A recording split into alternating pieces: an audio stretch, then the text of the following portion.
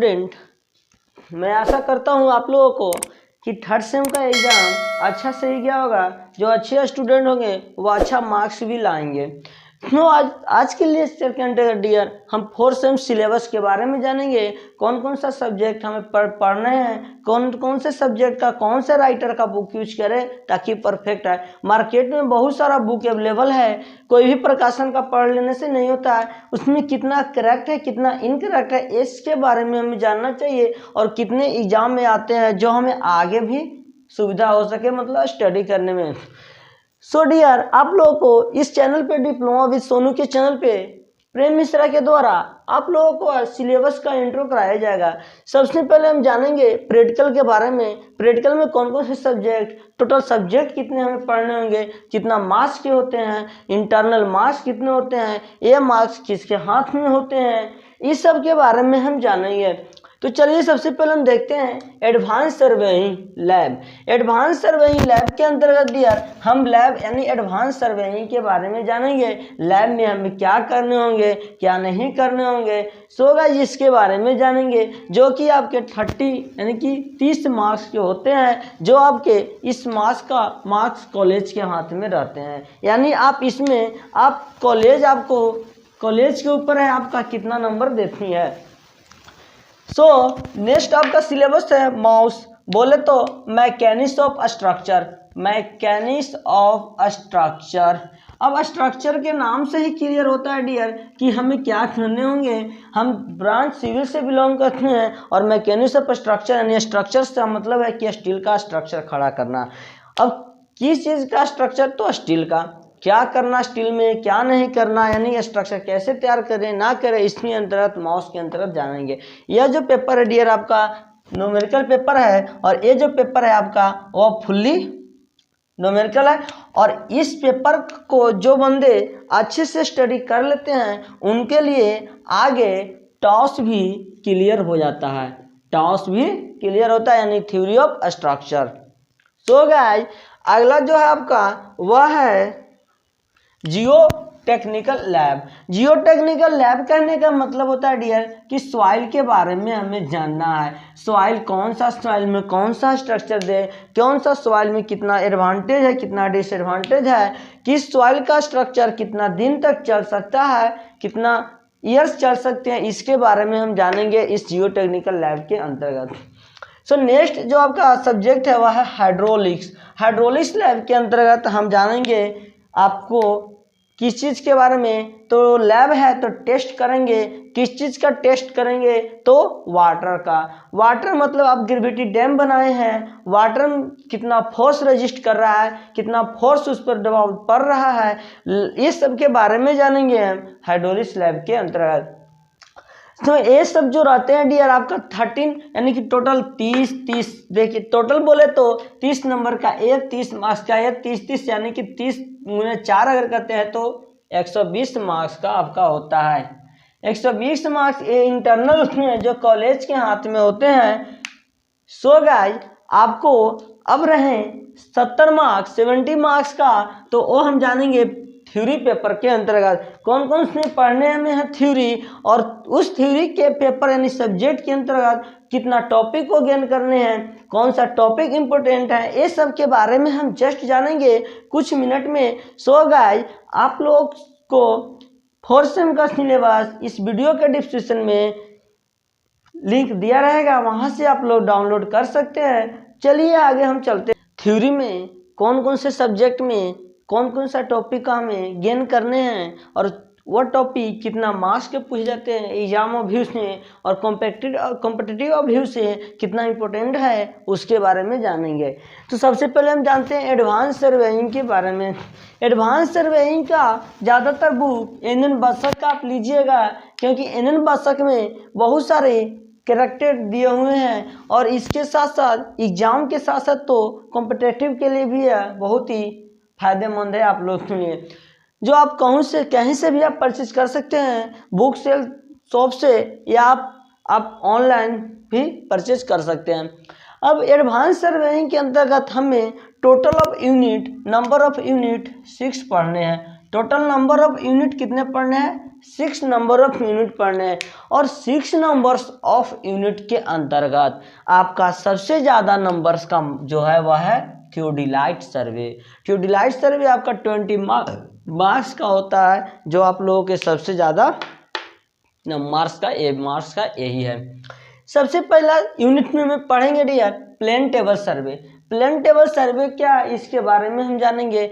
मतलब प्लेन कहने का मतलब टेबल, टेबल के मतलब टेबल, प्लेन के मतलब प्लेन सतह पर, यानी कि टेबल के सहायता से प्लेन सतह पर जो हम सर्वे करेंगे वही प्लेन टेबल सर्वे कहलाएगा। इस सर्वे के अंतर्गत हम यह स्टडी करेंगे, प्लेन टेबल सर्वे के अंतर्गत कि हम ग्राउंड पे कैसे सर्वे करेंगे, फील्ड में कैसे सर्वे करेंगे, प्लेन टेबल की मदद से इसके बारे में हम इस यूनिट के अंतर्गत जानेंगे। जो यूनिट 10 मार्क्स के आपके पूछे जाते हैं, 2 या 3 मार्क्स का आपका ऑब्जेक्टिव रहता है और बाकी का सब्जेक्टिव रहता है। सो नेक्स्ट यूनिट है डियर थियोडिलाइट सर्वे। कौन सा सर्वे, थियोडिलाइट सर्वे। थियोडिलाइट सर्वे जो आपका है बहुत ज़्यादा, यानी कि सबसे ज़्यादा यूनिट में मार्क्स का 20 मार्क्स का यही पूछ जाता है थियोडिलाइट सर्वे। अब थियोडिलाइट सर्वे के अंतर्गत हम जानेंगे थियोडिलाइट, देखिए डियर एक इक्विपमेंट का नाम है, एक इंस्ट्रूमेंट का नाम है थियोडिलाइट, जिसकी मदद से हम सर्वे करते हैं, जानेंगे। नेक्स्ट यूनिट जो है वह टेकोमेट्री सर्वे। यह टेकोमेट्री भी डियर एक तरह का इंस्ट्रूमेंट ही है जो 12 मार्क्स का आपका पूछे जाते हैं, इसके बारे में जानेंगे। नेक्स्ट जो है वह कर्व है। कर्व कहने का मतलब कोई भी अगर व्हीकल है, सपोज रोड या हाईवे, किसी भी तरह के बिल्डिंग मतलब जो अपना डायरेक्शन चेंज करता है प्लेन से कर्व की ओर, यानी कहने का मतलब प्लेन से स्ट्रेट है, स्ट्रेट से थोड़ा वो चाहता है मूव करना, यानी इस तरह से मूव करना चाहता है, इस तरह से, तो हम क्या यूज करेंगे तो सेफ्टी होगा, तो कर्व। इसके बारे में जानेंगे, कर्व के टाइप्स जानेंगे, कौन सा कर्व कहाँ देंगे, कौन सा हिल एरिया में कर्व देंगे, कौन सा डेवलप एरिया में कर्व देंगे, इसके बारे में जानेंगे, जो कि आपको 10 मार्क्स के होते हैं कर्व। नेक्स्ट जो है डियर वह है एडवांस सर्वे इन इक्विपमेंट, यानी एडवांस सर्वे इक्विपमेंट करने का मतलब आपको एडवांस सर्वे करने के लिए कौन कौन सा इक्विपमेंट, बोले हिंदी में बोले तो क्या होता है औजार, कौन कौन सा औजार का यूज करेंगे, कौन कौन सा इंस्ट्रूमेंट का यूज करेंगे, इस यूनिट के अंतर्गत हम जानेंगे, जो आपके 12 मार्क्स के होते हैं। नेक्स्ट है जी एरियल सर्वे। एरियल सर्वे क्या है मतलब, और रिमोट सेंसिंग। देखिए देखते हैं एरियल सर्वे के मतलब होता क्या। एरियल सर्वे कहने का मतलब हुआ डियर कि सर्वे ही करना बट एरोप्लेन के द्वारा, यानी देखे होंगे आप जब मानव श्रृंखला लगा तो एक देखे होंगे इक्विपमेंट था, इंस्ट्रूमेंट था जो पूरा वो भारत का नक्शा, यानी कि बिहार, यानी भारत या बिहार बोले जो भी बोले उसका सर्वे किया, तो वही रिमोट सेंसिंग होता है। और एरियल सर्वे जो यानी ये जो सर्वे होता है डियर वो आपका फास्ट सर्वे है, यानी ये सर्वे आपका सबसे जल्दी कम टाइम में ज़्यादा अच्छा से सर्वे कर लेता है। जैसे चीफ मिनिस्टर हो गए, प्राइम मिनिस्टर हो गए, देश का सर्वे इसी एरियल के मदद से करते हैं, जो आपका 6 मार्क्स का होता है, यानी कि सबसे कम मार्क्स का अगर बोला जाए तो एरियल सर्वे और रिमोट सेंसिंग है, बट एक छोटा टॉपिक भी है। नेक्स्ट सब्जेक्ट के बारे में जानते हैं डियर। अब अगला सब्जेक्ट के बारे में जानते हैं, माउस, यानी माउस का फुल फॉर्म होता है मैकेनिज्म ऑफ स्ट्रक्चर। यहाँ शॉर्ट फॉर्म लिखने से आप यहाँ में समझिएगा सर को लिखने नहीं आता है, जो बंदा इतना सारा लिख सकता है उसे मैकेनिज्म ऑफ स्ट्रक्चर लिखने में कौन सा पहाड़ टूट पड़ेगा। यार यहाँ पर स्पेस का थोड़ा प्रॉब्लम है, मैं स्पेस के चलते नहीं लिख पा रहा हूँ, ठीक है। तो माउस जो होता है आपका मैकेनिज्म ऑफ स्ट्रक्चर, ये ज़्यादातर बुक आप RS खुरमी का ही ले तो बेहतर रहेगा, क्योंकि RS खुरमी का एग्जाम कॉम्पिटिटिव ये सब दोनों व्यू से बहुत ही बेस्ट होता है। तो अब जानते हैं इस माउस के अंतर्गत हमें कौन कौन से यूनिट के बारे में जानना है। हमें टोटल यूनिट 7 पढ़ने होंगे, टोटल यूनिट 7 पढ़ने होंगे। जो आपका सबसे ज़्यादा मार्क्स का अगर देखा जाए तो थर्ड यूनिट होता है shear force and bending movement, 14 marks का होता है, 14 मार्क्स का होता है shear force and bending movement. चलिए देखते हैं बारी बारी से। देखिए आप टेंशन मत ले, हम आराम से स्टडी करेंगे, ठीक है। हम आराम आराम से स्टडी करेंगे स्लो मोशन में। जिस तरह से थर्ड सेम का स्लो मोशन में हम सिलेबस कंप्लीट किए, उसी तरह से फोर्थ सेम में आराम आराम से सिलेबस कंप्लीट करेंगे, क्योंकि बहुत ज़्यादा अभी टाइम मेरे पास है। चलिए, सबसे पहला आता है unit stress and strain. Stress और स्ट्रेन 10 मार्क्स के होते हैं। अब स्ट्रेस और स्ट्रेन क्या है हम जानेंगे जब सब्जेक्ट स्टार्ट होगा लेक्चर के अंतर्गत। थोड़ा सा यहाँ पर डेमो देते हैं। स्ट्रेस और स्ट्रेन कहने का मतलब हुआ कोई भी स्ट्रक्चर है वह कितना स्ट्रेस यानी कितना लोड को रजिस्ट कर सकता है उस, और कितना लोड रजिस्ट कर सकता है, ठीक है। अगर ज़्यादा लोड हो गया तो वह कितना डिफॉर्म कर सकता है, वह हम स्ट्रेन के अंतर्गत जानेंगे, ठीक है। सो नेक्स्ट यूनिट है elastic constant and principal stress. Elastic constant and principal stress कहने का मतलब होता है डियर कि कौन से कांस्टेंट होते हैं, हम उसके बारे में जानेंगे। जैसे इलास्टिक कांस्टेंट, विस्कोसिटी, ये सब जो होता है, प्लास्टिसिटी, ये सब के बारे में इस चैप्टर के यूनिट के अंतर्गत जानेंगे, जो आपके 10 मार्क्स के होते हैं। नेक्स्ट यूनिट है शियर फोर्स बेंडिंग मूवमेंट, जो आपके सबसे ज़्यादा मार्क्स 14 मार्क्स के पूछे जाते हैं डियर। तो चलिए हम जानते हैं शियर फोर्स और बेंडिंग मूवमेंट क्या है। कोई भी फोर्स पे लोड लग रहा है तो वह शियर फोर्स है, और वह जितना बेंड कर रहा है, जितना मुड़ रहा है, वह बेंडिंग मूवमेंट है। सो जानेंगे आगे अच्छा से। अगला यूनिट है डियर आपका मूवमेंट ऑफ इनर्शिया। इसका अगर शॉर्ट फॉर्म देखें तो MOI होता है। मूवमेंट ऑफ इनर्शिया क्या है इसके बारे में जानेंगे। फिलहाल जानते हैं यह 10 मार्क्स का पूछे जाते हैं। यानी अगला जो यूनिट है वह है स्ट्रेस इन बीम, यानी कि बीम है, बीम एक स्ट्रक्चर है, ठीक है, बीम एक स्ट्रक्चर है। बीम के अंतर्गत कितना स्ट्रेस है, वह कितना लोड को रजिस्ट कर सकता है, वो अपने एरिया के अंतर्गत उसके बारे में जानेंगे, जो आपका 10 मार्क्स का होता है। नेक्स्ट यूनिट है analysis of trusses. Analysis of trusses है, यानी ट्रसेस का एनालिसिस करेंगे। एनालिसिस का मतलब होता है कि फाइंड आउट करना वैल्यू को, तो हम ट्रस का वैल्यू फाइंड आउट करेंगे, जो आपका 10 मार्क्स का होता है। नेक्स्ट यूनिट है स्ट्रेन एनर्जी, यानी कि कोई भी बॉडी में कितना स्ट्रेन एनर्जी है उसके बारे में इस यूनिट के अंतर्गत जानेंगे, जो आपका 6 मार्क्स का पूछे जाते हैं। सबसे कम मार्क्स का पूछे जाने वाला आपका 6 मार्क्स है। सो गाइस, आपको अगर देखा जाए स्ट्रेन एनर्जी सबसे कम मास का होता है, और शियर फोर्स बेंडिंग मूवमेंट आपका सबसे ज़्यादा मास का होता है। और जितना यूनिट बच गया लगभग 1, 2, 3 और 4, आपका टोटल 7 यूनिट है, जिसमें 2 यूनिट अगर छोड़ दिया जाए तो आपका 5 यूनिट जो होता है, और 5 यूनिट जो होता है आपका 10 मार्क्स का होते हैं। 5 यूनिट आपका 5 यूनिट जो हुआ वह 10 मार्क्स का होते हैं। और एक दो ऑब्जेक्टिव सब्जेक्टिव ऐसा सॉरी एक दो ऑब्जेक्टिव जो होते हैं आउट ऑफ सिलेबस आते हैं, तो आप टेंशन मत लिए, उसको मैं यहाँ कंप्लीट कराऊंगा। सो नेक्स्ट सब्जेक्ट जानते हैं जियो टेक्निकल इंजीनियरिंग, जो सॉइल के बारे में जानेंगे। वो सबसे बेस्ट प्रीफर करता है बुक डॉक्टर BC पूनामिया का, जो आपको बेटर क्वालिटी देगा। सो इस सब्जेक्ट के अंतर्गत टोटल यूनिट हमें 8 पढ़ने होंगे। टोटल नंबर ऑफ यूनिट जो होते हैं डियर वो हमें 8 पढ़ने होंगे। अब जानते हैं सबसे पहले कि कौन सा यूनिट का सबसे ज़्यादा मास गेन होता है। तो आपका जो सेकेंड यूनिट है physical property of soil. Physical property of soil जो है वह 20 यानी कि 20 मास का होता है, जो आपका सबसे ज़्यादा मैंने रखता है।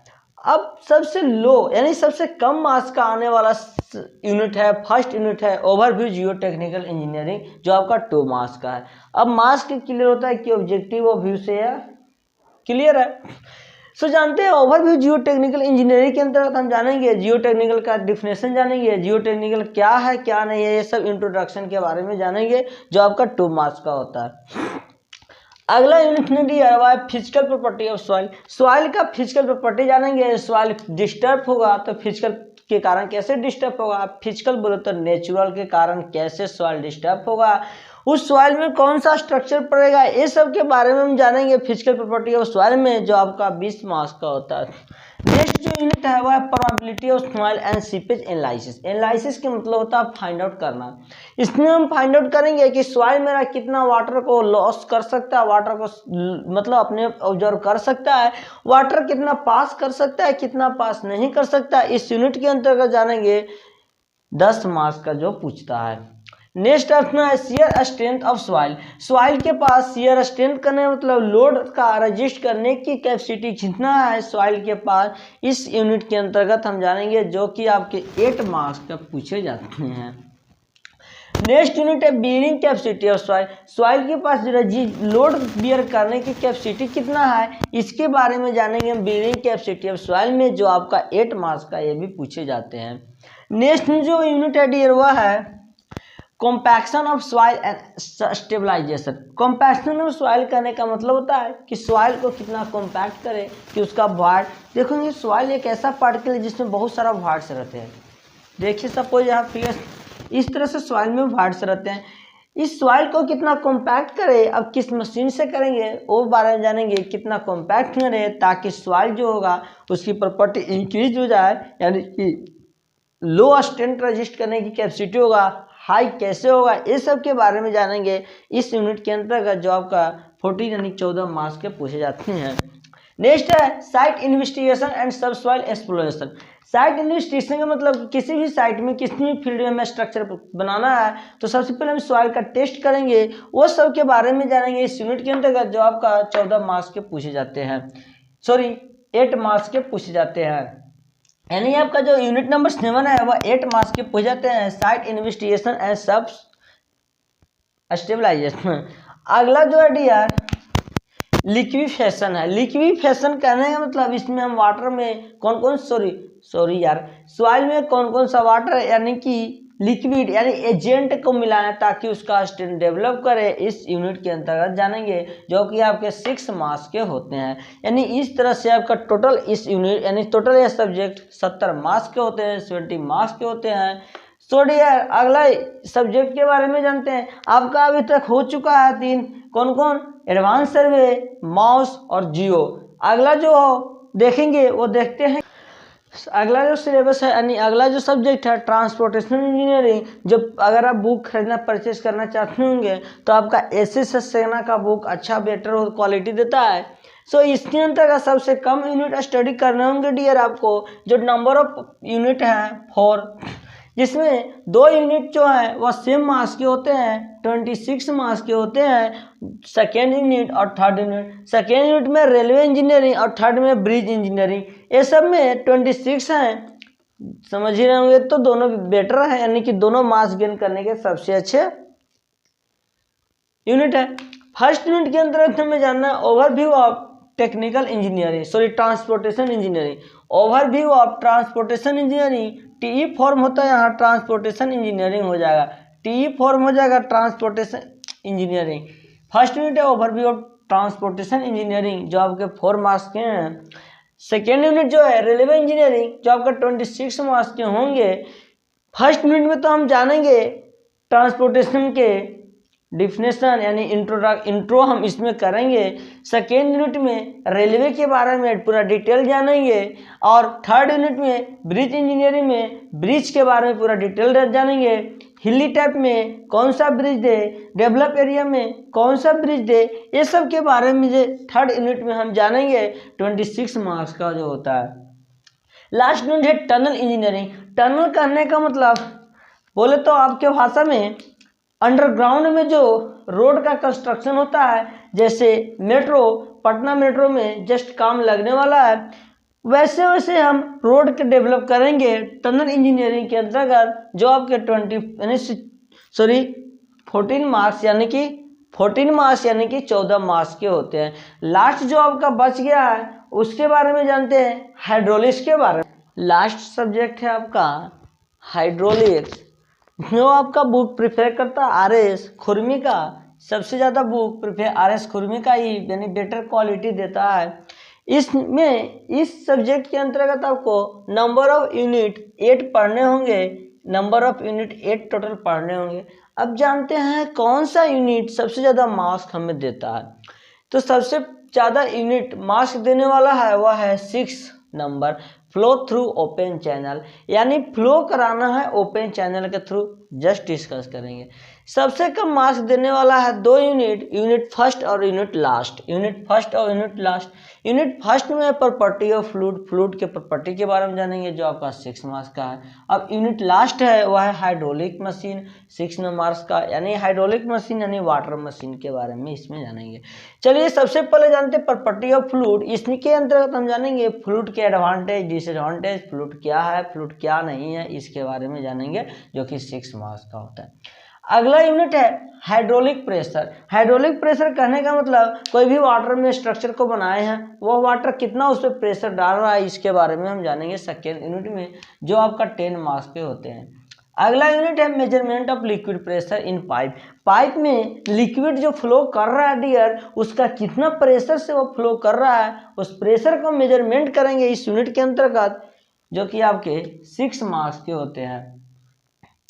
अगला है फंडामेंटल ऑफ फ्लूइड फ्लो, यानी फ्लूइड फ्लो तो कर रहा है, ठीक है, वह किस फंडामेंटल पे कर रहा है, किस प्रेशर के कारण कर रहा है, कैसे कर रहा है, कैसे नहीं कर रहा है, इसके बारे में हम जानेंगे 4 यूनिट के अंतर्गत, जो आपका 8 मार्क्स के होते हैं। अगला जो है यूनिट वह है flow of liquid through pipe, यानी पाइप में तो फ्लो कर रहा है वो लिक्विड, ठीक है, वह किसके थ्रू कर रहा है, फ्लो कर रहा है पाइप के थ्रू, इसमें हम जानेंगे जो कि आपके 10 मार्क्स के होते हैं। अगला है फ्लो थ्रू ओपन चैनल, यानी कि फ्लो कराना है हमें ओपन चैनल में, फील्ड में, इस समय में फ्लो कराना है, चाहे वाटर हो चाहे कोई भी लिक्विड हो, इस यूनिट के अंतर्गत जानेंगे जो आपके 14 मार्क्स के होते हैं। अगला है फ्लो मेजरमेंट डिवाइस। अब हम जानेंगे जो फ्लो वाटर कर रहा है उस फ्लो लिक्विड को या वाटर को किस डिवाइस, किस इंस्ट्रूमेंट के मदद से मेजरमेंट करेंगे, इस यूनिट के अंतर्गत जानेंगे जो आपके 10 मार्क्स के होते हैं। और लास्ट यूनिट है हाइड्रोलिक मशीन। हाइड्रोलिक मशीन कहने का मतलब स्ट्रक्चर को, फ्लूइड स्ट्रक्चर को देने के लिए कौन सा मशीन यूज करेंगे, इस यूनिट में जानेंगे जो आपके 6 मार्क्स के होते हैं। इस तरह से आपका जो होता है डियर वह टोटल होते हैं 70, यानी कि 70 मार्क्स के होते हैं। 70 मार्क्स के यानी कि 70 मार्क्स के होते हैं। सो गाइस, आप लोग देख चुके हैं कि इसमें कितना स्टडी करना है, कितना नहीं करना है, ये सब जान चुके। अब आप लोगों को लगभग होली के पहले ही सिलेबस स्टार्ट कर दिया जाएगा। सो आप सबसे पहले मैं स्टार्ट करूंगा माउस का, सबसे पहले मैं मैकेनिज्म ऑफ स्ट्रक्चर में स्टार्ट करूंगा। सो आप ज़्यादा से ज़्यादा वीडियो को देखिए और समझिए, क्योंकि आपको फ्री ऑफ कॉस्ट प्रोवाइड किया जा रहा है और बेटर क्वालिटी के साथ। अगर आपको जहाँ पर समझ नहीं आता है डियर, आप कमेंट कर दिया करें, मैं फिर से आपको, या तो आप कॉल कर दिया करो, या तो कॉल की मदद से डियर, या आपको मैसेज की मदद से, या अगर ज़्यादा प्रॉब्लम होगा तो फिर से एक लेक्चर अपलोड कर दिया जाएगा। मैं चाहता हूँ आप लोगों को बेटर से बेटर क्वालिटी दे, बेटर से बेटर आप लोग मेरे रिजल्ट ले, ठीक है। Thanks for last watching this video.